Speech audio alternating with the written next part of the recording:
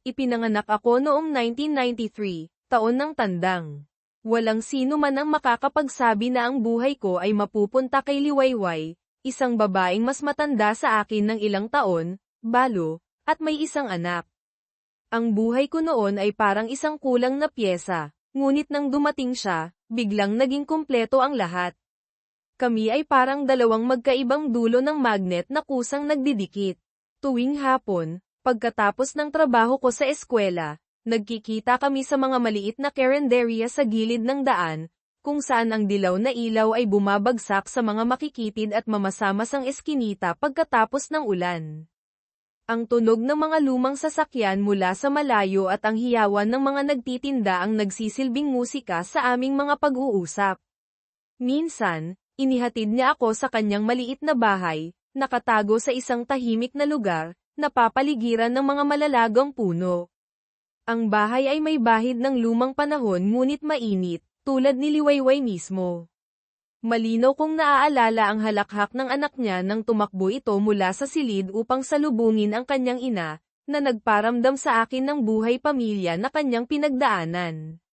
Si Liwayway, bagamat hindi na birhen, ang kanyang lamang at init ay nagdulot sa akin ng kapanatagan at kapayapaan.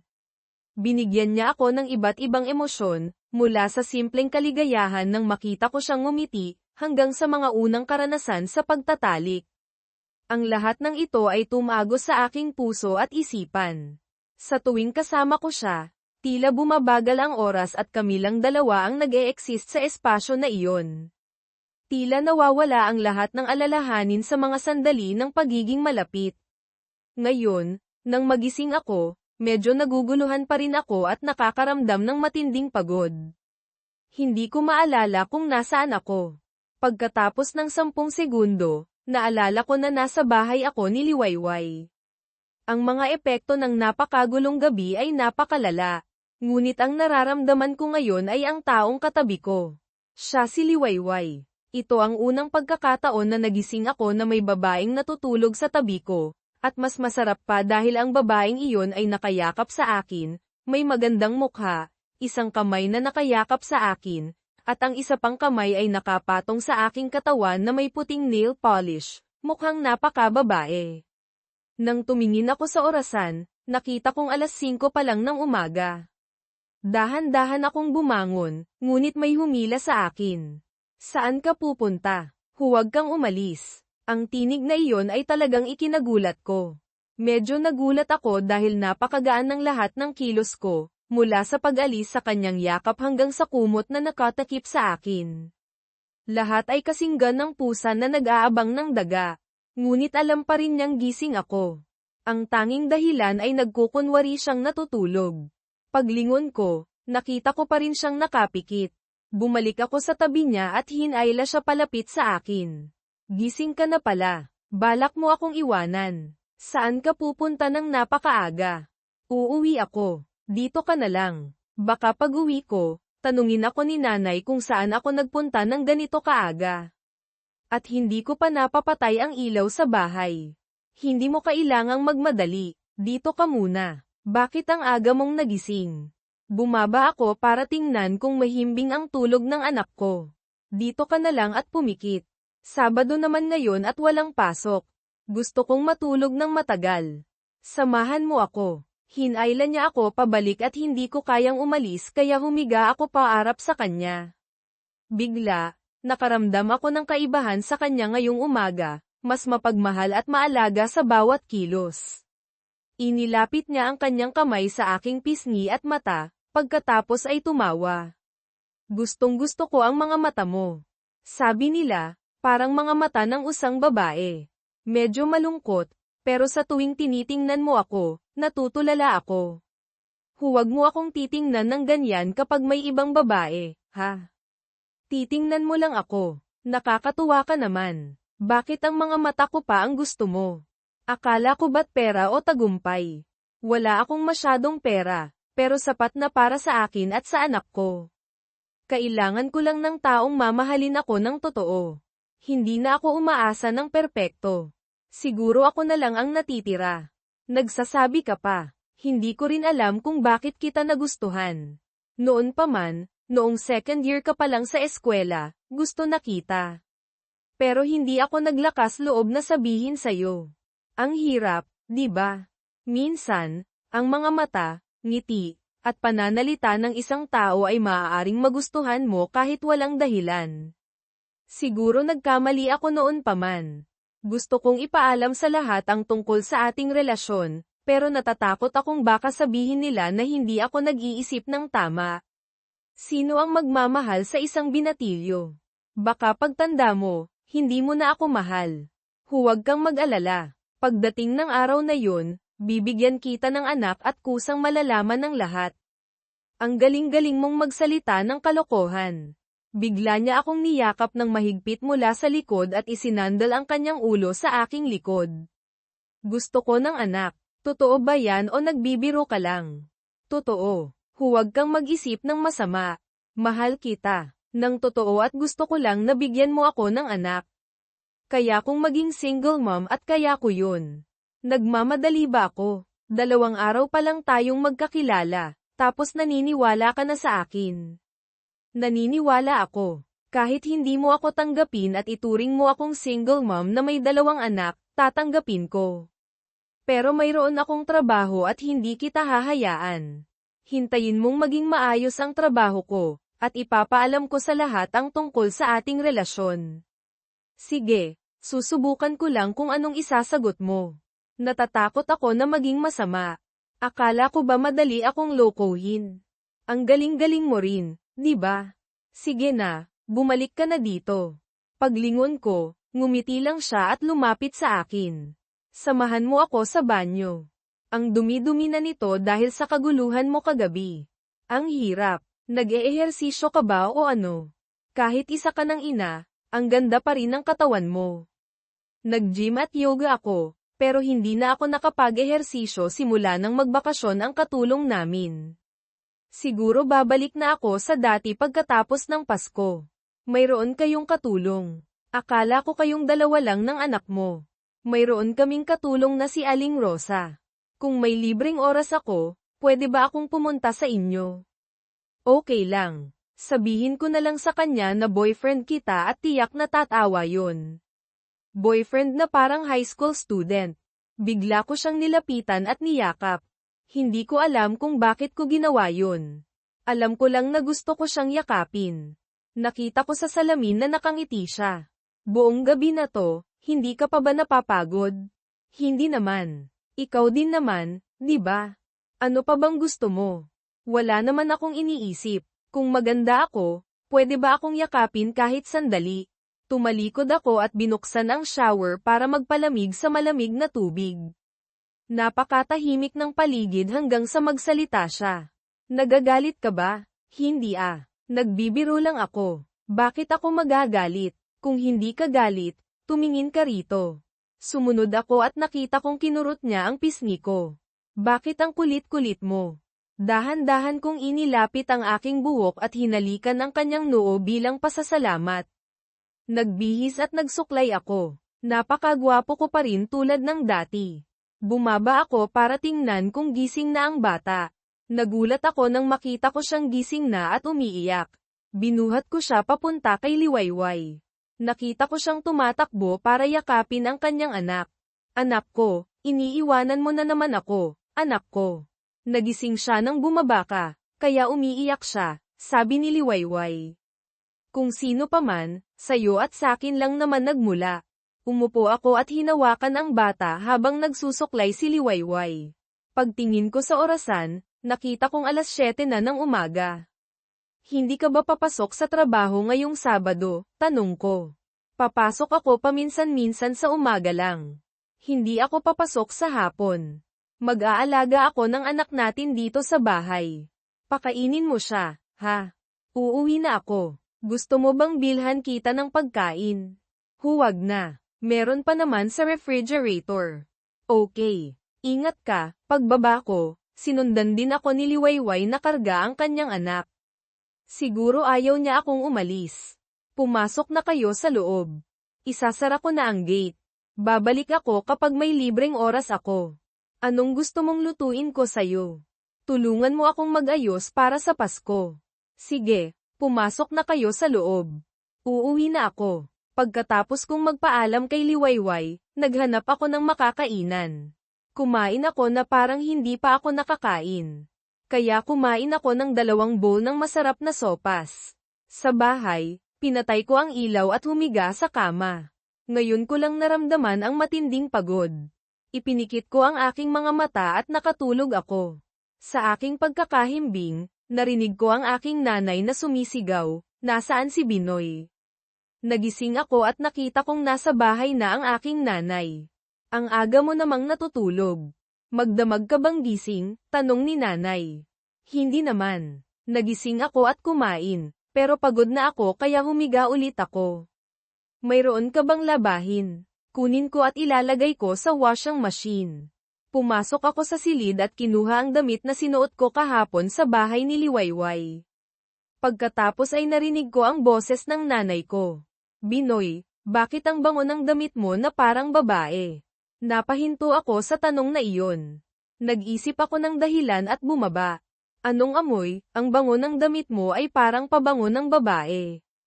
"Amoy nito ang matagal nang ginagamit." "Anong amoy? Tingnan mo." Sinubukan kong magpanggap na walang alam. "Hindi naman ako nakakaamoy." "Nako, bumisita ka ba ng babae?" "Nako, hindi. Pumunta ako para kumain at nakita ko ang isang babae na nadapa." Tinulungan ko siyang tumayo, kaya siguradong damaykit. "Sigurado ka? Kung ganoon, totoo. Hindi ito amoy na gamit mo." "Hindi ako nagkakamali. Alam ko ang mga amoy na ito dahil matagal na akong nagbebenta ng pabango. Ang amoy na ito ay ginagamit ni Liwayway sa bangko. Ako ang nagpayo sa kanya na gamitin ito." Pagkarinig ko ng pangalan ni Liwayway, nanlamig ako. Siguradong alam na ng nanay ko ang isang bagay. Sinubukan kong magpakalma. "Liwayway, sino yun? Iyong taong. Tinutulungan ka para sa trabaho mo." "Okay lang siya. Hindi naman siya nasaktan. Okay lang siya. Salamat sa'yo. Napaka-gentleman mo naman. Kaya pala wala ka pang girlfriend." "May duda ako sa'yo. Matutulog na ako. Kung luto na ang pagkain, gisingin mo na lang ako." Tumakbo ako sa silid at nag-isip. Napaka-sensitive ng nanay ko. Alam kong hindi siya naniniwala sa akin. Kailangan kong maging maingat. Tumayo ako sa harap ng salamin at sinuri ang mga bakas ng mga kamay ni Liwayway. Humiga ako sa kama. Sa wakas, nakatulog ako. Nagising ako tanghali na. Pagbaba ko sa kusina, nakita ko si nanay na naghahanda ng pagkain. Pagkatapos ay naghugas ako ng mukha at tumulong kay nanay. Kumain ako na parang hindi ako kumain. "Bakit ka kumakain ng ganyan ngayon?" tanong ng nanay ko. "Pagod ako kaya nagugutom ako." "Okay na ba ang lahat sa trabaho ninyo?" "Okay na. May ginagawa ako kaya okay na." Pagkatapos ay tumawa si nanay. "Bumabawi ka. Tinulungan na kita. Tapos hindi ka pa marunong magpasalamat." Nakita ko na ang pagkakataon na makakuha ng impormasyon tungkol kay Liwayway mula sa aking nanay. Ang bilis magtrabaho ni Liwayway. Dahil tinutulungan niya ako, sinusubukan niyang gumawa ng mga paraan para gawing madali ang lahat para sa'yo. Ang mga babae ay dapat maging ganito, maganda at matalino. Ang swerte ko kung magkakaroon ako ng anak na babae. Huwag ka nang maghanap ng mas magaling. Basta kasing galing na lang ni Liwayway. Maganda si Liwayway. Totoo yun. Maganda siya, matalino, pero hiwalay na siya sa kanyang asawa. Narinig ko na yun. May gusto si Liwayway sa'yo. Kinukumpara ka niya sa ibang lalaki. Kung magustuhan mo ang isa't isa, aprobahan ko. Hindi mahalaga kung may anak na siya. Medyo nag-alala ako. Maraming problema ang hindi ko alam.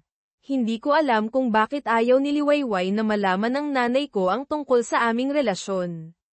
Hindi ako makakain kaya nagmadali akong pumasok sa aking silid, kinuha ang aking telepono, at nagpadala ng text message kay Liwayway.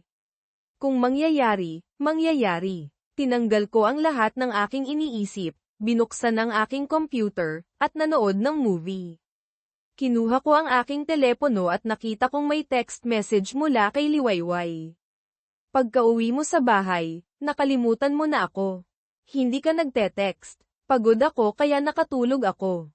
Gusto kong gumanti ka. Nagpapahinga ako. Magte-text na lang ako sa'yo kapag may libreng oras ako. Pagkatapos ay humiga ako sa kama at natulog. Nagising ako hapon na. Nagmadali akong pumunta sa banyo at naglinis. Binuksan ko ang aking computer at binuksan ang Facebook. Naalala kong hindi ko pa nakikita ang Facebook ni Liwayway. Ginawa ko ang iniisip ko at inilagay ang numero ng kanyang telepono. Lumabas kaagad ang kanyang Facebook. Pinuntahan ko ang kanyang profile, ngunit ang kanyang profile picture ay litrato ng kanyang anak. Ang kanyang impormasyon ay walang masyadong espesyal. Marami siyang followers sa Facebook. Ang dami ng mga tao na sumusunod sa kanya sa Facebook ay 3,000. Nag-inbox ako sa Facebook para mag-text sa kanya. Nakipagkaibigan ka na ba sa akin? Pagkatapos ay tumunog ang telepono. Ang kaibigan ko ang tumatawag. Tara, inom tayo mamaya. Saan? Sa tabing dagat. Sige. Pagkatapos ay itinigil ko ang aking pag-usisa tungkol kay Liwayway.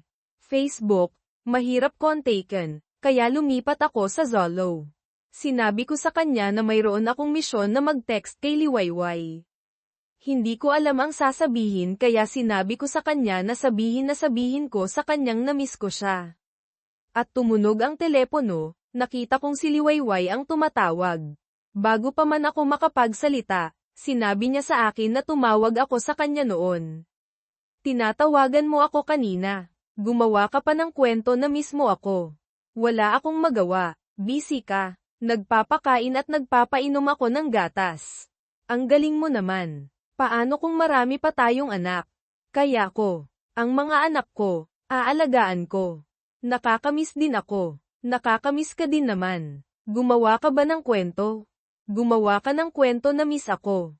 Uuwi na ako. Wala na akong iba pang gagawin maliban sa pagtulog. Dahil ginawa mo itong napakamiss kong makipagkita sa'yo. Nakakapagod. Pagod ka nang kausap ako sa telepono. Hindi mo na ginagamit ang mga matatamis na salita. Naisip ba ninyo ang muling pag-aasawa para malimutan ko ang kalungkutan? Hinihintay kita. Iyan ang kwento. Kung hindi mo ako pipiliin ba ng ibang lalaki? Hindi ko alam kung gusto ko. Ano ang nakakaapekto sa iyo para maging lalaki? Anong naisip mo? Hindi ko naisip. Nakakamiss kita palagi. Sa ganitong kaso, maraming makakapanakit sa iyo. Nag-aalala ka rin sa kalusugan. Hindi ko masyadong alam. Isa lang ito na papasok ako sa inyong tahanan at isang bagay na bubuksan ninyo sa inyong kwarto. Hindi ako nagsisinungaling, nagtutulag ako sa inyo. Gagamitin kita tulad mo. Hindi ko gagamitin ang nakasulat. Wala akong pangungusap. Nakakatawa. Nagmamalasakit ako sa'yo kung hindi mo alam na malungkot ka. Mahirap. Ito ay hindi isang araw sa inyong lugar. Ang aking lasa ay nasa akin at ang aking ina ay may amoy pagbalik. Sa ganitong kaso, huwag mo akong kalimutan at nagbabago ako. Okay lang, kung nalaman ko na ikaw ang magtatawag sa inyong ina. Ang katotohanan na makukumbinsi siya. Dahil nagpakasal na sa inyong lugar, alam ko na hindi ka magpakita sa inyo. Ang amoy sa aking lugar na nalagpasan ng iba ay ang payo ng aking ina sa inyong anak. Nakakalungkot na hindi niya nakilala si tita na may koneksyon sa inyong lugar na katumbas sa atin. Hindi totoo. Pagkatapos, pinagpatuloy ko ang nakakakita, sa nagbabagong mga tunog sa 3 oras. Pagbalik sa katahimikan, naghintay ako na maluto ang bigas. Pagkatapos kumain ako ng ilang sandok at umakyat sa kwarto, nagbihis at hindi nakalimutang maglagay ng kaunting pabango. Hindi naman sa nagpapapogi ako, sanay na kasi ako na si Nanay Zelda ang nag-aayos ng damit ko at pinabango ako bago lumabas. Kinuha ko ang telepono ko at tinawagan si Boyet, ang kaibigan ko na kasama kong nagkape kahapon.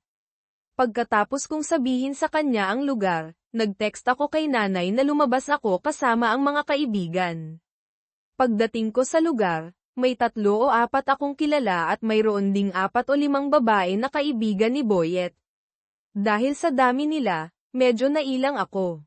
Hindi ako komportable. Nag-inom lang kami ng kaunting alak para magpainit ng katawan at hindi para malasing. Ang mga babae ay malakas uminom. Pagkatapos, tinanong nila ako dahil ako lang ang hindi nila kilala sa grupo. Medyo lasing na ako kaya hindi ko maalala ang mga tanong nila.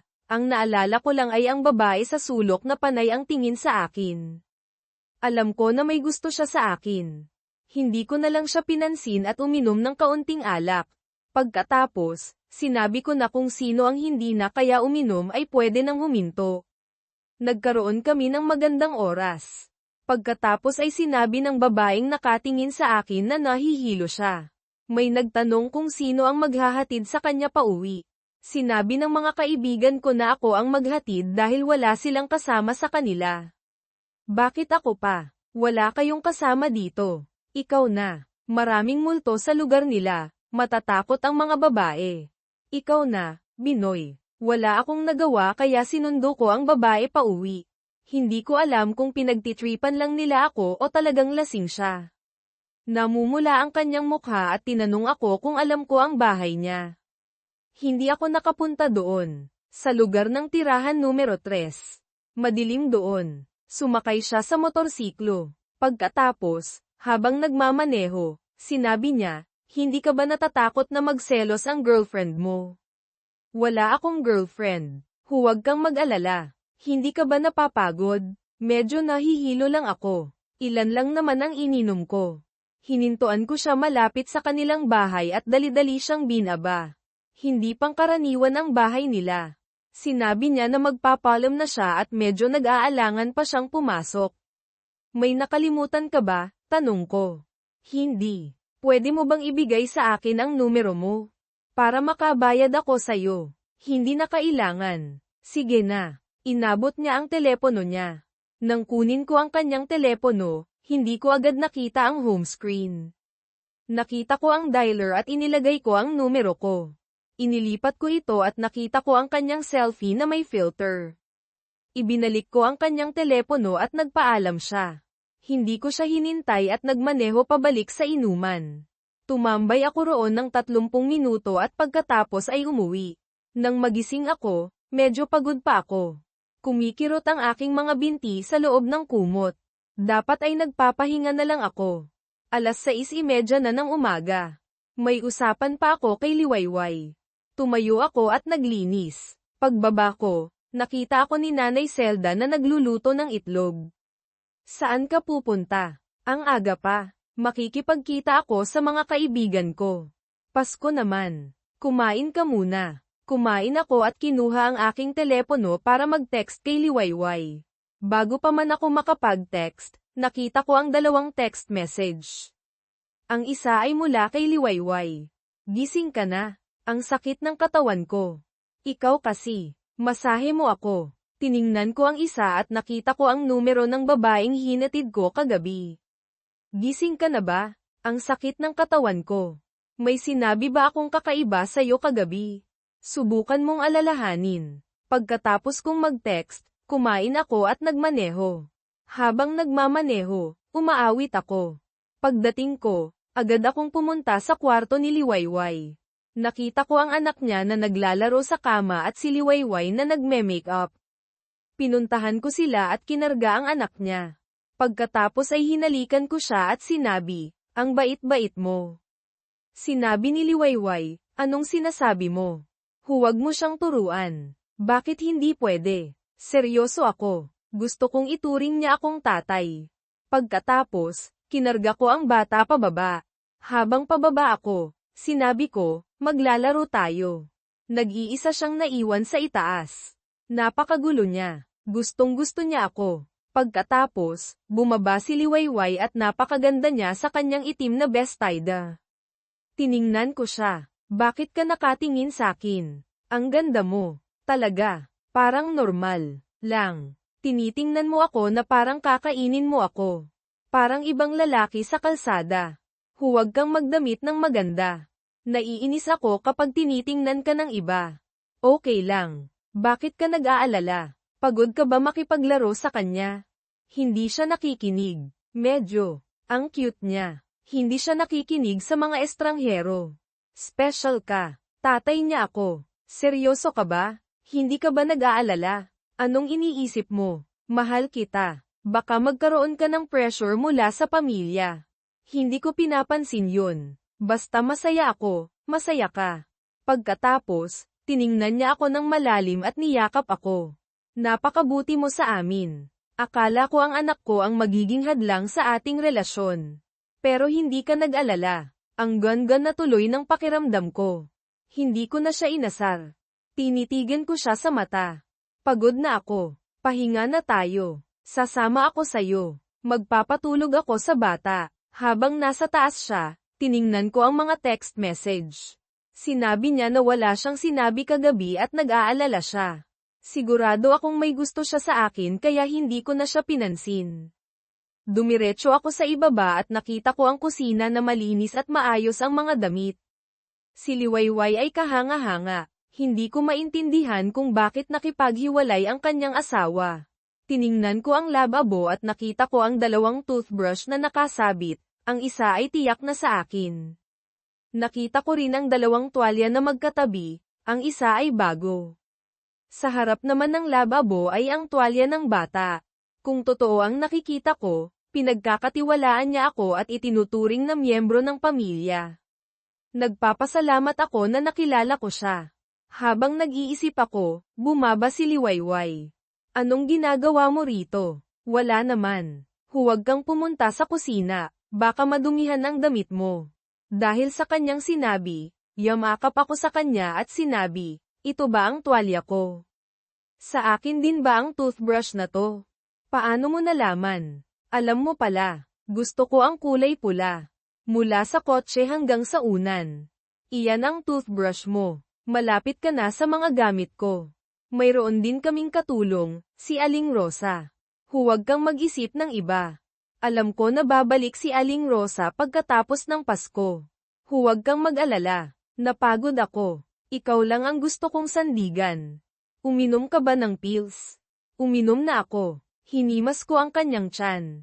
Kung magkaroon ako, pananagutan ko. Anong sinasabi mo? Kung magkaroon ako, responsibilidad ko. Dahil sa aking pagkakamali, humingi ako ng tawad sa kanya. Aakyat na ako. Pagkatapos ng 45 minuto, bumalik kami sa dati kong ginagawa. Nakita namin ang isang napakagandang lugar. Doon ko nakilala si Liwayway. Pagkatapos ay pumasok kami sa magandang lugar kung saan masarap pakinggan ang ingay na nagmumula sa ibabaw ng bato pati na rin ang ingay na nagmumula sa mga ibon. Habang dumadagundong ang musika at magkahalo ang mga tunog, ako'y nabuhayan. Pumili kami ng pwesto malapit sa lawa at inilipat ko ang upuan para sa kanya. Natuwa si Liwayway at halata na pamilyar siya sa lugar dahil binabati siya ng mga empleyado habang papasok kami. Lahat ng mga empleyado ay babae at kung nagkataon na lalaki, hindi ko alam kung ano ang mararamdaman ko. Pagkatapos ng ilang sandali, may isang babae na nakasuot ng tradisyonal na kasuotang Chino na lumapit sa aming mesa para mag-abot ng menu. Sa kanyang matamis na boses, nagtanong siya, ano ang gusto ninyong orderin? Ang dati na, sagot ni Liwayway. At ikaw, sir, tanong niya. Isang itim na kape na may kaunting yelo. Maghintay lang po kayo, sabi niya. Bukod sa maganda at tahimik na kapaligiran, kahanga-hanga rin ang mga empleyado. Nilinggan ako ni Liwayway at nagtanong, anong tingin mo? Maganda ba? Hindi ko alam kung gusto mo ito. Maganda ang kapaligiran. Akala ko gusto mo ang musika na pinapatugtog nila. Matanda ka na para sa ganoong musika. Pareho tayong dalawa. Dito ako nagre-relax. Sa susunod na katapusan ng linggo, ikaw ang magdadala sa akin dito. Hindi kita madalas makasama dahil may anak ka. Kailangan mong pahalagahan ang mga sandali na magkasama tayo. Isama na natin ang anak ko. Huwag mo siyang iwanan. Kaya ko naman siyang alagaan. Masyado siyang magulo at hindi ko siya kaya. Madali kang magsalita pero ikaw ang maglilinis niyan. Oo, ako na. Habang nagkukwentuhan kami, dumating ang order namin. Hindi nakalimutan ng babae na tiningnan ako at nagpatama. Hindi siya nakalampas sa akin at alam kong may ibig sabihin ang kanyang tingin. Habang nag-iisip, sinabi ng babae, may kasama ka yatang bagong lalaki ngayon, Ate Liwayway. Tiningnan ako ni Liwayway at sumagot, oo, kapatid ko siya. Gwapo, di ba? Tinitigan ko si Liwayway. Natatakot ako kung paano niya haharapin ang sitwasyon. Ngumiti si Liwayway at sumagot, gusto mo ba ang kapatid ko? Kung gwapo, gusto ko. Natawa ako sa sinabi niya. May gusto siyang sabihin at alam niyang mas bata ako sa kanya. Pero hindi ako nagpatinag at sinakian ko ang trip. Hulaan mo kung anong taon ako ipinanganak at papayag akong maging boyfriend mo. Napatakip sa bibig si Liwayway at tumawa. Sinabi ko, talunan ka. Ilang taon ka na? Tanong niya. Hindi ko sasabihin. Natatakot akong sabihin. Kailangan kong gawin ang bagay na ito dahil mapapadalas ang pagpunta namin dito. Hindi ko na itatago ang aking edad. Ipinaalam ko kay Liwayway na malaya akong gawin ang anumang gusto ko. Kung gusto niya, pwede niya akong gawing boyfriend. Lumapit ang babae at umupo sa tabi ni Liwayway. Ate, anong taon siya ipinanganak? 1993. Mas matanda siya sa'yo ng 2 taon. May girlfriend na ba siya? Ipapakilala kita. Nagbiro ka pa. Umalis ka na at magtrabaho ka na lang. Sa wakas, pinaalis ko ang babae. Hindi ko alam kung bakit napakakapal ng mukha niya. Hindi ko na lang siya pinansin at tumawa ako. Tinitigan ako ni Liwayway. Bakit napakakapal ng mukha ng babae na yun? Tanong ko. Malapit lang kasi kayo sa isa't isa. Gusto niyang malaman kung ano ka. Alam ko na. Hindi ka kaya naakit sa kanya. Hindi. Hindi ko type ang ganoon. Talaga. Gusto ko ikaw ang kasama ko. Parang magkasing edad lang tayo. Hindi ko na siya binati. Nagkwentuhan kami tungkol sa kanyang trabaho at pag-aaral. Nang dumating ang oras para umuwi, siya na ang nagbayad ng bill. Okay lang sa akin na siya ang nagbabayad dahil nag-aaral pa lang ako. Sa mga bagay na may kinalaman sa pera, napaka-komportable naming dalawa. Habang kinukuha ang kanyang bayad, tiningnan kami ng mga empleyado. Sa daan pa uwi, yamakap siya sa akin at isinandal ang kanyang mukha sa aking likod. Gusto kong kumain tayo sa bahay ngayong tanghali. Hindi pwede. Magagalit ang nanay ko. Alam mo naman ang nanay ko. Nalulungkot kasi ako. Ang bait-bait mo. Kung mamahalin pa kaya kita. Magkikita rin tayo. Babalik ako sa iyo. Huwag mo akong kalimutan. Habang papalapit kami sa aming bahay, hinayla niya ako papasok. Pumasok ka. Pinasok niya ako sa bahay, hinayla ang kurtina, at niyakap ako. Gusto kitang makasama. Hinawakan ko siya at binuhat ko siya. Gusto mo ba ulit? Dahil sa pagkabigla, tumawa siya. Hindi ko siya binaba. Kinulong ko siya sa dingding at hinalikan ko siya. Hindi siya tumigil at mas niyakap niya ako. Paulit-ulit akong yamakap sa kanya. Sa ilalim ng araw, pinagpawisan ako. Binuksan ko ang computer ko at nakita ko ang mga litrato niya. Hindi ako nakapagsalita. Napakaganda niya. Sa mga komento, lahat ng mga lalaki ay nagkokomento ng magaganda tungkol sa kanya. Kinuha ko ang aking telepono para mag-text sa kanya. Hindi ka gumagamit ng Facebook. Ipapasara ko na lang ang Facebook ko para hindi ka mag-alala. Agad niyang sinarado ang kanyang Facebook. Sa loob ng ilang araw, hindi ko siya nakita. Sa malapit na ang Pasko, kailangan kong maglinis. Sinabi ko sa kanya na tutulungan ko siya sa paglilinis pero sinabi niya na hindi na kailangan.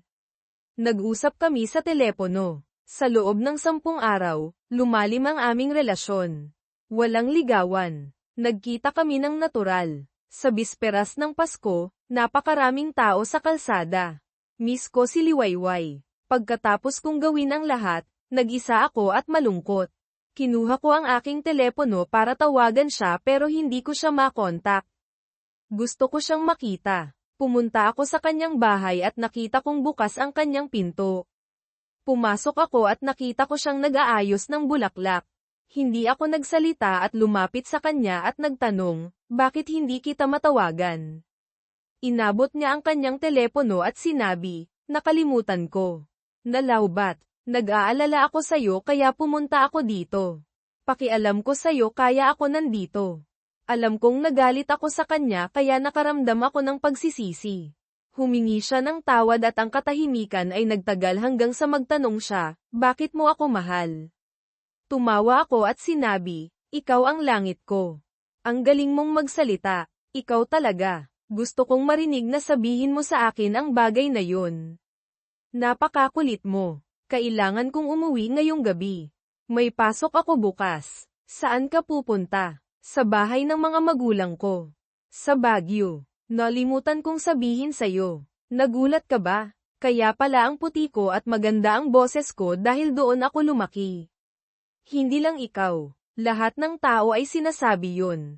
Kailan ka babalik? Sa ikatlong araw. May mga bisita ako. Ikaw ang unang Pasko na nakasama ko. Nalulungkot ako. Magkikita rin tayo. Gusto kong makita ang mga magulang mo. May duda ako riyan. Magaganap din yun. Sasama ka ba sa amin para salubungin ang Pasko? Sasalubungin ko kayo ng anak mo. Tapos aakyat na kayo ng Baguio sa gabi.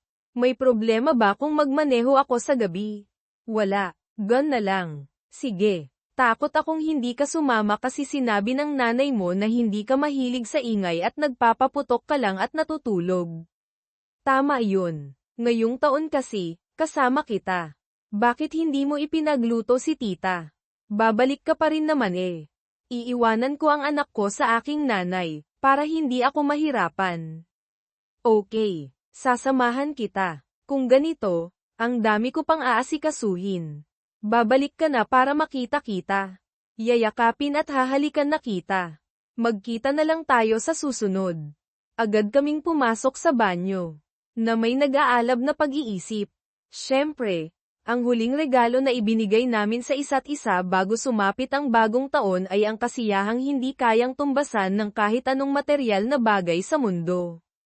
Pagkatapos ng 90 minuto ng kagalakan, hinatid ko siya sa labas ng kotse sa isang napakahabang halik at nagpaalam sa kanya. Walang nakakaalam na ang kasiyahan na nangyari sa banyo ay magbibigay sa akin ng isang anak.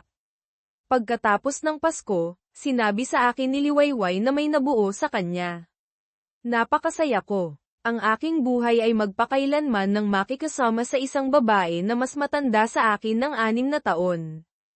Kahit tag-init, mas malamig pa rin sa Cordillera kaysa sa Kapatagan. Matapos kong pagdesisyonan, nagpaalam ako at sumakay sa bus pabalik sa aming liblib na probinsya para magtrabaho. 8 taon na rin akong nagtatrabaho pagkatapos ng kolehiyo. Pagbaba ko ng bus at pagpasok sa faculty housing, nakita ko si Apong, ang bantay, na nakatayo sa dulo ng kalsada. Ay, bagong guro ka ba rito? Tanong ni Apong. May abiso ang principal tungkol sa iyo. Alam ko na darating ka ngayon. Ngumiti ako at tumango. Opo, matagal na rin akong nagtatrabaho sa lungsod. Pero sobrang kulang ng guro dito kaya ako na ang nag-volunteer na magturo dito. Mabuti naman at may dumating na tulad mo, sabi ni Apong. Hindi lahat ng guro ay gustong iwan ang lungsod para magturo dito. Ngumiti ako at sumama kay Apong sa gate na kulay berde na kalaw-angin na. Ang langit-ngit ng bisagra ay medyo nakakatakot. Pagdaan namin sa guardhouse, bumalik siya at sinabi, halika. Uminom muna tayo ng tsaa. Ituturo ko sa iyo ang iyong kwarto. Nalinis ko na iyon. Kung may kailangan ka, may palengke sa bayan, mga 5 kilometro mula rito. Salamat po, Apong, sabi ko. Sa mamula-mulang ilaw ng dilaw na bombilya, tiningnan ko si Apong. May edad na rin siya, siguro nasa 50s na.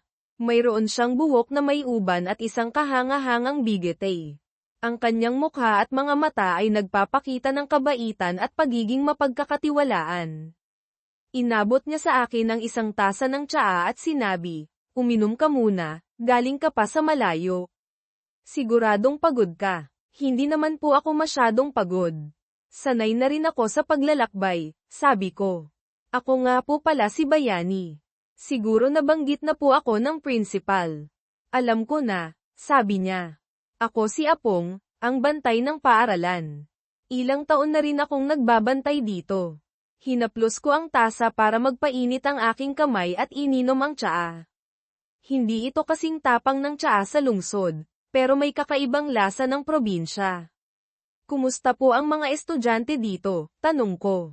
Karamihan ay galing sa malalaking pamilya, sabi ni Apong.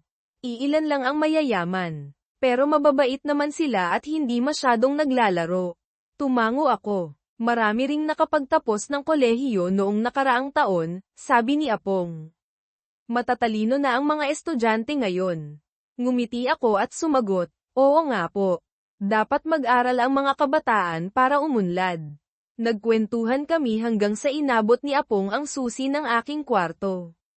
Ito ang pangalawang kwarto sa pasilyo. Hindi ito kalakihan, mga 15 metro kwadrado lamang. Ang mga pader ay kulay asul at mukhang luma na. Medyo madumi na rin ang sahig. Dahan-dahan akong naglakad papasok at naglalagay ng bag. Binuksan ko ang lumang aparador sa sulok. Sa tabi ng kama, mayroon ding nakatiklop na kumot at unan na mukhang bago. Siguro binili ito para sa akin. Inilagay ko ang aking mga gamit sa aparador at kumuha ng ilang regalo na inihanda ko. Lumabas ako at nagpunta sa katabing kwarto. Nakita ko doon si Liwayway at Tala na nag-aayos ng damit at nagpaplano ng aralin. Pagkakita nila sa akin, ngumiti sila at sinabi, "Hello. Ikaw ba ang bagong guro?" "Oo, galing ako sa lungsod. Kakalabas ko lang ng gamit ko. Mayroon akong ilang regalo para sa inyo," sabi ko. Tumayo si Liwayway, inilapag ang kanyang aralin, at lumapit sa akin. Pasok ka. Upo ka rito." Pumasok ako, inilagay ang mga regalo sa mesa, at umupo. Umiwas si Tala at kumuha ng tubig para sa akin. "Ako si Liwayway," sabi niya. Siya naman si Tala. Kami ay galing sa Departamento ng Social Studies. Nagtuturo ako ng Filipino, si Tala naman ay kasaysayan. "Ikaw si Bayani, hindi ba? Ikaw rin ay sa departamento namin. Magtuturo ka rin ng Filipino." "Oo," sabi ko. Buti naman at may dumating ako. Kulang na ang guro sa Filipino dito. Mababawasan ang trabaho namin. Tumango ako. Sinabi ni Tala, mahirap ang buhay dito. Hindi ito tulad ng lungsod. Talagang mahirap dito. "Alam ko," sabi ko. "Kaya nga ako nag-volunteer na magtrabaho dito." Habang nag-uusap, tiningnan ko ang dalawang guro. Si Liwayway ay maganda, may matangos na ilong, at hindi masyadong maputi ang balat. Ang kanyang ngiti ay nakakahumaling dahil sa kanyang maputing ngipin. Si Tala naman ay mas mahinhin, may mahabang buhok at hugis itlog na mukha. Tahimik lang siya at nakikinig sa aming usapan. Lumipas ang oras at umalis na ako para magkwentuhan kay Apong. Nakita ako ni Apong at ngumiti. "Nakilala mo na ang dalawang babae?" "Oo, kapitbahay ko sila," sabi ko. "Walang nakatira sa ibang kwarto?" "Wala na," sabi niya. "Dati ay mayroon, pero lumipat na ang mga guro. Sila na lang ang natira dito. Bata pa sila at masisipag. Buti naman at masigasig ang mga kabataan," sabi ko. Kinuha ko ang sigarilyo, tsaa, at candy at binigay kay Apong. "Para po sa inyo." Inabot ko ang mga regalo at umupo kami para magkwentuhan hanggang gabi. Pagkatapos ay bumalik ako sa aking silid para matulog.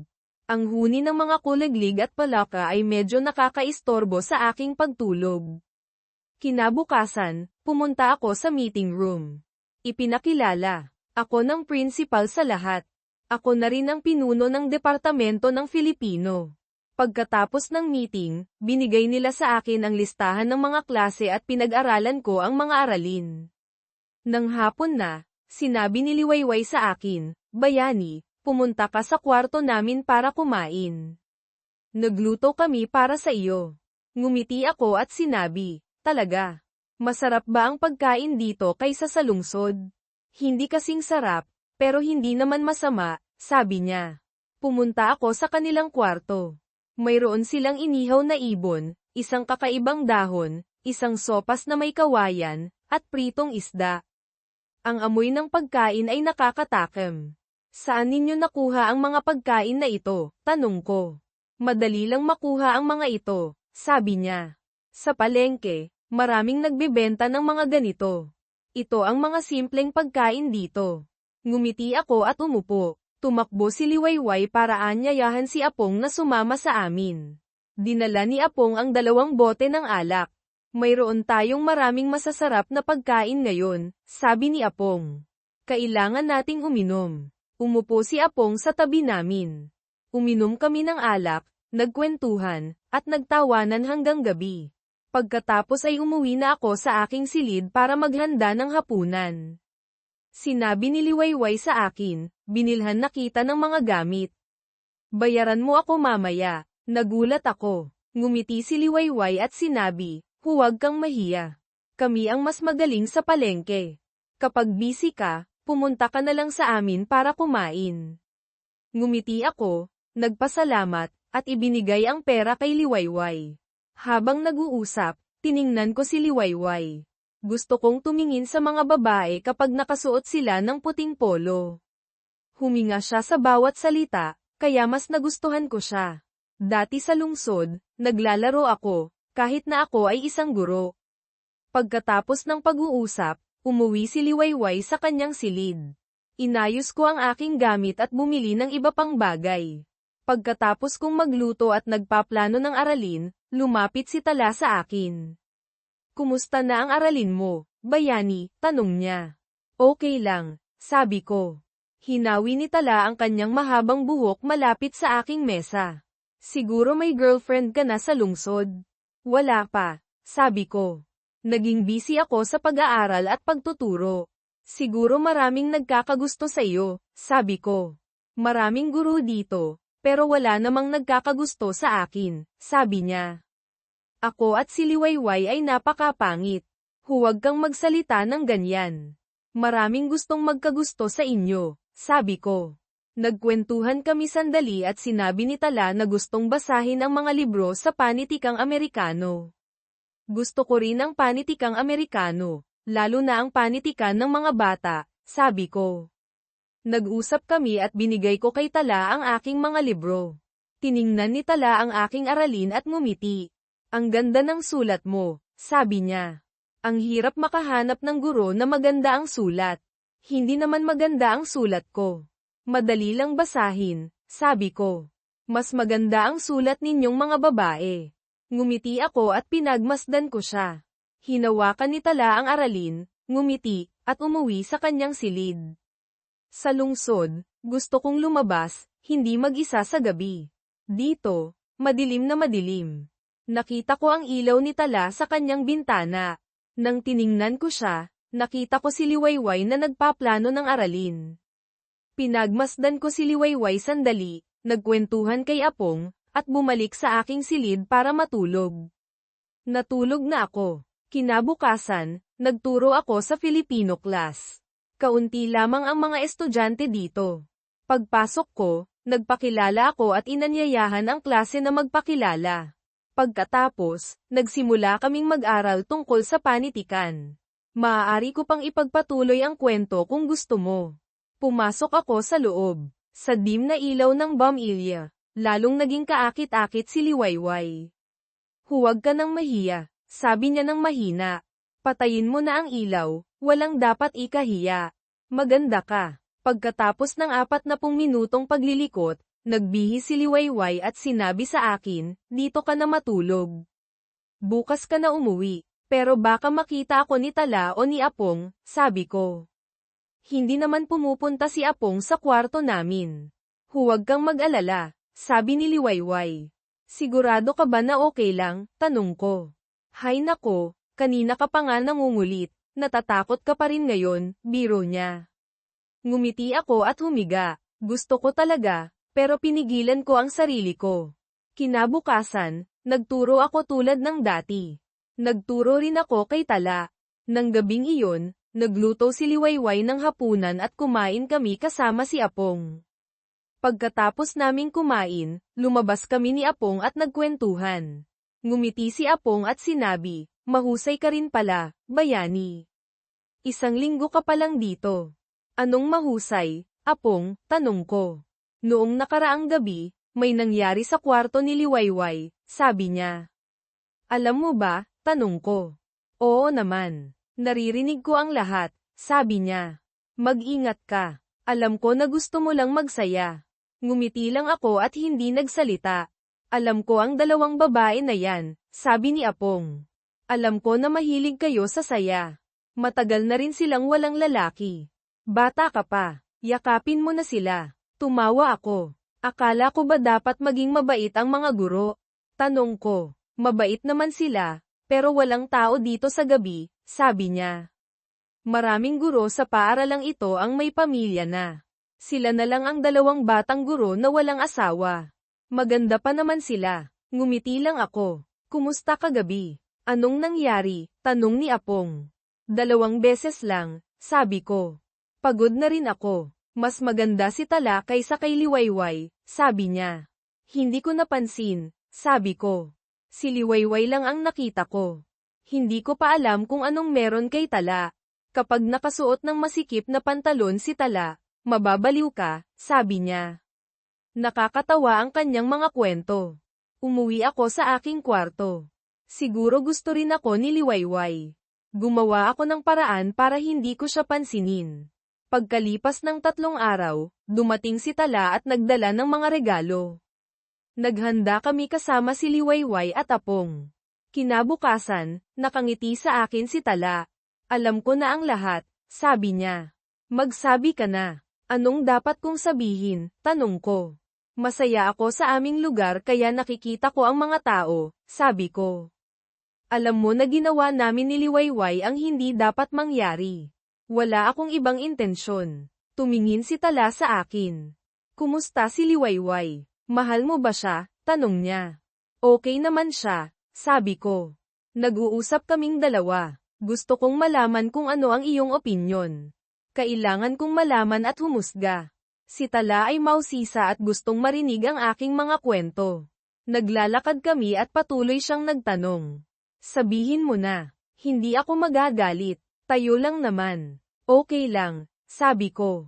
May sasabihin pa ba ako? Gusto kong pumunta sa iyong kwarto, sabi niya. Pupuntahan mo ako, tanong ko. Namula ang kanyang mukha at hindi na nagsalita. Umuwi siya. Naabutan ko si Liwayway sa bahay. Nakangiti siya sa akin. Namumula ang kanyang mukha. Pinagselosan ni Tala si Liwayway. Pumasok ako sa bahay at naghanda ng pananghalian. Dahil wala akong klase ngayong hapon, humiga ako sa kama at tumingin sa labas ng bintana. May mga ulap sa kalangitan. Uulan na.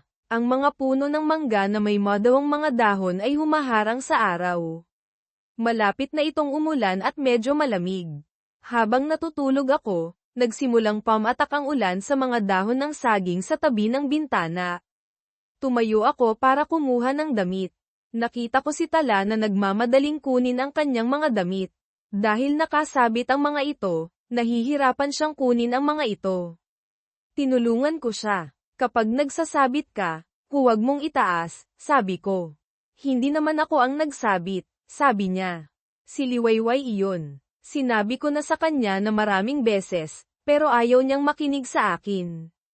Tumawa ako at kinuha ang kanyang mga damit. Ang itim na bra ay malambot at nakakaintriga. Pumasok ako sa bahay. Malakas na ang ulan. Puti na ang lupa sa tubig. Kinuha ni Tala ang kanyang mga damit at sinabi, sobrang lakas ng ulan dito. Matagal pa bago huminto ito. Akala ko mabilis lang huminto ang ulan, sabi ko. Hindi. Dito, kapag umulan, ilang oras iyon, sabi niya. Okay lang, sabi ko. Nasaan si Liwayway? Tanong ko. Hindi sumagot si Tala. Umupo siya sa tabi ng mesa at tumingin sa bintana. Ako naman ay nakatayo at tinatamasa ang malamig na hangin. Ang tubig mula sa bubong ay dumadaloy sa kalsada. Pumasok ka na. Bakit ka nakatayo sa labas? Tanong ni Tala. Gusto kong panoorin ang ulan, sabi ko. Umupo ako sa tabi ni Tala. Malungkot ang kanyang mukha. May mga buhok siyang basa. Nakasuot siya ng puting bra sa ilalim ng rosas na polo. Lumapit ako sa kanya at tinanong, naiisip mo ba ako? Tumingin sa akin si Tala at ngumiti. Walang naiisip na iba. Gusto kong tumingin sa ilabas, kaysa dito, sabi niya. Tumingin ako sa kanyang bukas na libro. Umiling si Tala at sinabi, gusto kita. Tumayo siya at isinara ang pinto. May tao sa labas, sabi ko. Walang tao. Malakas ang ulan, sabi niya. Huwag kang mag-alala. Wala silang makikita. Ngumiti si Tala at isinara ang kahoy na pinto. Madilim ang kwarto. Natatakot ako. Hindi na malakas ang ulan. Mas maganda ba ako kay Liwayway? Tanong niya. Para malaman, kailangan kong patunayan, sabi ko. Patuloy kaming nagtatrabaho, hindi alintana ang panahon. Hindi ko akalain na ang isang batang guro tulad ni Tala ay magiging ganoon kadali. Magaling din siya. Pagkatapos ng gabing iyon, umuwi ako agad sa aking kwarto. Si Liwayway naman ay dumating sa hapon at inanyayahan akong kumain. Hindi niya alam ang nangyari sa pagitan ko at ni Tala.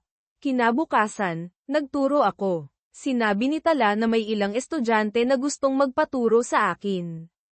Sinabi niya sa akin na wala akong silid sa paaralan, kaya mag-aaral kami sa bahay nilan. Tinapos ko ang aking klase. Tiningnan ko ang mga estudyante. Hindi sila tulad ng mga batang babae sa lungsod. Sa paaralan, maituturo ko ang lahat. Sinabi ko sa kanila na kaya ko silang turuan sa gabi. Sasabihin ko sa iyo kung saan nakatira silan, sabi ko. Wala akong alam na mga address. Okay lang, sabi nila. Malapit lang iyon. Hindi ka malalayo. Tumawa ako. Pagkalipas ng ilang oras, nakarating ako sa bahay nilan. Ang mga magulang niya ay nag-anyaya sa akin na pumasok at uminom ng tubig. Sabi nila na ang dalawa nilang anak ay umalis na. Ang anak daw na ito lang ang nasa paaralan. Pagkatapos ay pumunta ako sa silid-aralan. Mayroon doon si Lan at si Tala. Ano ang ituturo mo sa amin ngayon? Tanong ni Tala. Maghanda tayo para sa pagsusulit, sabi ko. Nakatuon silang lahat. Si Tala ay maganda, pero mas maganda si Lan. Sa klase, magagaling sila, pero hindi tulad ng mga estudyanteng ito. Gumawa kami ng maraming aralin at pinakinggan ako ng lahat. Pagkatapos, nagpaalam na ako. Sinamahan ako ni Lan at ni Tala pauwi. Sa malapit sa aming pagpasok, sinabi nila na kailangan na nilang umuwi sa kanilang bahay. Umuwi na ako sa silid. Bakit gabi na? Tanong ni Liwayway. Saan ka nang galing? Tinuturuan ko ang aking mga estudyante, sabi ko. Ang mga estudyante sa babae ay masama, sabi ni Liwayway. Tumawa ako. Naghanda ako ng tubig para kay Liwayway. Binuksan ko ang mga bintana para sa hangin. Uminom ng tubig si Liwayway. Bakit hindi ka na nagtatrabaho sa lungsod? Ano ang ginagawa mo dito? Tanong niya. Gusto ko lang subukan ang ibang karanasan, sabi ko. Nagbigay din ako ng candy sa kanya. Palagi kang may candy, sabi niya. Kapag ako ay nababagot, sabi ko. Nasaan si Tala? Tanong ko. Nagpapahinga siya, sabi niya. Upo sa labas, gusto niya talaga ako pero hindi ko na iyon pinansin. Siya ay nasa loob. Inalala ko ang aking trabaho at pumunta upang tignan ang gintong mga bulaklak na lumalaki sa paaraalan. Ngayon, kailangan namin ang kapayapaan at kahinahunan at ang pag-iisip na iyon lamang ang hindi mapagpanggap para sa akin. Bakit ka dyan nakatayo? Sabi niya. Pumunta kami sa silid at naghanda upang kumain. Hindi ko alam ang tungkol sa kung ano ang sa mga tao. Bakit mo ako sinabihan ng lahat ng mga ito? Si Apong ngayoy pauwi na. Nakita ko ang aming munting silid. Nagsimula naming ginagawa at nakukuha lahat ng iyon. Sinabi niya sa akin na dapat naming gawin ito. Sinabi ko sa kanila ang aking maling paggawa kung saan sila nasasaktan at ginagawa ko lahat ang maaari ko ngayon at pinamunuan ako ngayon. Kukunin na niya ang mga iyon at kailangan namin silang gawin upang lahat kami ay magiging maayos lamang. Pagkatapos, umuwi na rin si Apong, may hawak na kalahating bote ng alak. Kain na tayo, sabi niya. Matagal na rin nang huli kong natikman ang VI na ito, tingnan natin kung masarap ba. Kinakabahang kumuha si Liwayway ng isang piraso at inilagay sa kanyang plato. Iniimbitahan ko kayo, Apong, sabi niya. Tumawa si Apong. Ganyan ang buhay dito. Mahirap pero masaya, hindi ba? Opo, dito. Nakikisama ako sa kalikasan, sabi ko. Mas gusto ko ito dito. Hindi ito nakakasakal tulad sa lungsod. Tumango si Apong. Sa lungsod, laging may kompetisyon. Noong nagretiro ako, pumunta rin ako doon para magtrabaho, pero hindi ako nababagay doon. Kaya umuwi na lang ako dito para mamuhay ng simple, walang masyadong iniisip. Sumali ako sa kanya. Malakas pa rin kayo, Apong. Paminsan-minsan sumasakit ang ulo, pero walang malalang sakit. Ganyan talaga. Kung paano tayo mabubuhay o mamamatay, mayroon na tayong tadhana, sabi niya. Tumawa ako at uminom din ng alak. Tama nga, matamis at mabango ang espesyalidad na ito mula sa bundok. Pagkasabi niya sa akin ng mga salitang iyon, humarap si Apong kay Liwayway at Tala at nagtanong, kailan naman kayo mag-aasawa? Sumagot si Liwayway, hindi ko pa nakikita ang sino mang katulad ni Bayani. Kapag nakahanap ako ng katulad niya, mag-aasawa na ako. Narinig iyon ni Apong. Sumasang-ayon ako dyan. Susuportahan kita. Tumawa si Liwayway. Suporta ay isang bagay, pero kung papayag ba si Bayani ay ibang usapan na. Bukod pa riyan, mayroon pang si Tala na nakikipagkompetensya sa akin. Pagkarinig doon, ngumiti si Tala. Kailangan nating magkompetensya. Kung hindi tayo makikipagkompetensya, walang magiging para sa atin.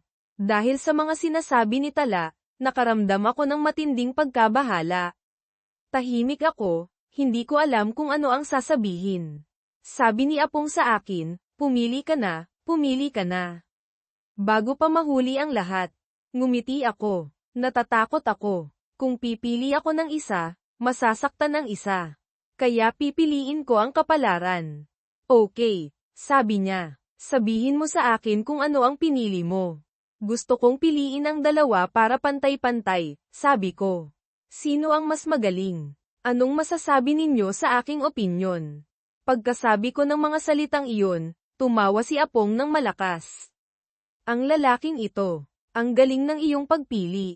Mahusay iyan. Pero mahirap malaman kung sino ang mas mahalaga.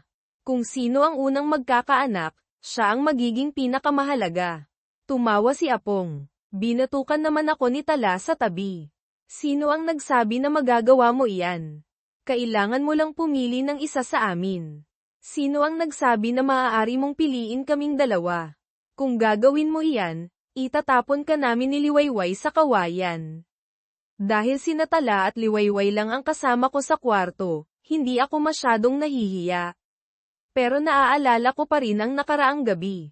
Kasama si Hilaria. Sobrang nananabik na ako. Hindi ko na kaya ang sitwasyon. Gayunpaman, sinubukan ko pa ring pigilan ang aking sarili. Naaalala kong may tutoring ako para sa mga batang babae ngayong araw. Pagkatapos kong gawin ang aking aralin, sinabi ko kay Liwayway, maaari ba akong humingi ng hapunan mamayang gabi? Oo naman, sabi niya. Bakit hindi? Mamayang gabi, sasama ako sa iyo para kumain. Mamaya, tuturuan mo ang mga batang babae. Oo, nakikita kong gusto nilang matuto. Hindi ako binabayaran dito, pero okay lang. Libre kong tuturuan ang mga ito. Hindi ko kailangan ang kanilang pera, sabi ko. Mahusay, sabi niya. Kung pupunta ka sa lungsod para magturo, makakakuha ka ng maraming pera. Hindi na sumagot si Liwayway. Sa sandaling nag-usap kami, bumalik ako sa aking silid para magpatuloy sa pagtatrabaho. Sina Liwayway at Tala ay naghahanda ng aming hapunan ng maaga.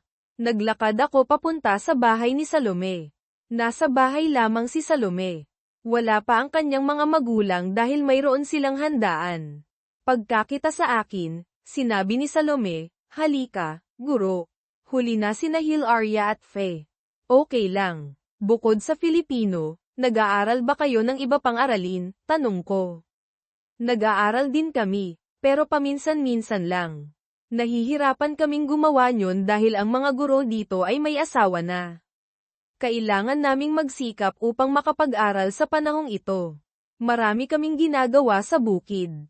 Kung paano man, kailangan naming maglaan ng oras para mag-aral. Ang aral na ito ay makakatulong sa amin sa hinaharap. Habang nagsasalita si Salome, nakita ko siyang lalong gumaganda. Ang kanyang mahabang buhok ay naligo at mukhang tradisyonal talaga. Nagmasid ako sa hardin, may mga bulaklak, sinabi niya sa kanyang mga talampakan ang mga bulaklak na ito tulad ng kanyang amoy. Kung saan niya ang malalim na amoy ng mga bulaklak ay nagbabahagi rin. Sabi sa akin ni Salome na ako'y madalas sa kanyang kamatis kapag may narinig akong anumang mga amoy. Ikaw ay lubhang katangi-tangi sa mga paraang nagpapangyari sa iyong pagkaakit-akit sa buhay ngayon. Marahil ay labis mong malalaman ang mga pagkahilig ko at mga inaasam, sabi ko. Sinabi ko iyon, at magpahinga kasama siya ang kanyang magandang kagitingan sa pagsasalita. Nakaupo man lang ay ang katibayan ng kanyang kagandahan, at may mga batang dumating at ako nga'y nagsimula sa aking araw-araw na pagtuturo. Hindi pa niya nakikita na ako'y namulat ng matalik. Aking nakita itong pagbigayan bilang kapwa ng taon-taon at ang katangian sa mga tao na nakikinig, at ako'y may pag-asa. Ibig nila akong maganda na sinabi sa malinaw na mga pampanitikan na pagkakabalangkas at sa kaparaanang magsusulat kami. Sa paggawa ng mga gawaing ito, ang mga kababaihan na napili. Sa bandang 8:30 na, ibinigay ko na sa amin ang game ang araw. May sasabihin ka na sa aking bahay o gabi, sabi ni Fe. Ikaw mayroon kang malaki ang pagsunod para daluhan, sabi ko sa mga pagpunta sa kanyang bahay. Ito'y mahusay, matitiyak na kayo ng mga galing mag-asawa at may isa pang malawak na araw. Mga bata, kung maaari, ikaw ay nakikinabang sa aking sariling kabali. Akong lumakad ang aming lugar kung saan ang aming katibayan ay lumakad sa karagdagang, kaming ay ang maging pagiging kabilang sa mga katulong. Ngayon at ang aming magiging may katulong ay may mga kaunting matalino na lumaki at ang naghahangad. Ako'y nagpupuri tungkol sa katulong at sinabi hindi talaga sa mga salitang lumaki sa aking kalalabasan at ako'y katulong. Sinabi ni Fe na maglalako sa paglaki ng pabalik namin sa kasulukyang. Ako ay nalilito at ang sinabi na mas makakabuting umakto. Ako sa lahat at itinanong hindi talaga may katulong doon.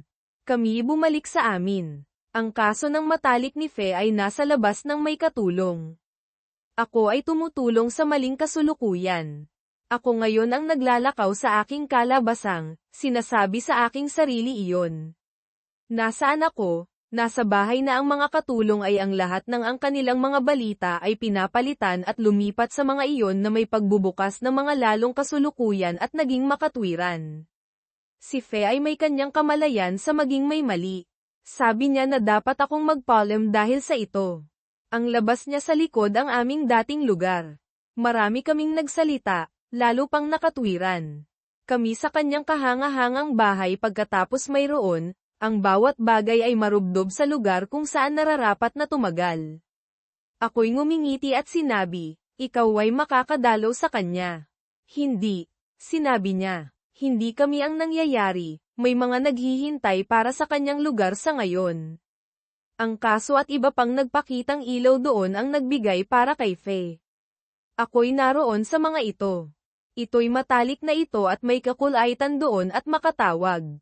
Pagkatapos ng pananalita na ang nakakatawag, nararapat kong sabihin kung paano nararamdaman dahil ako'y nagulat. Sabi niya na hindi. Kami ay nagbabaybay kung saan sinabi niya ang mga kaso ng lumipat at inumpisahan niya para ibahagi siya ng isa't isa.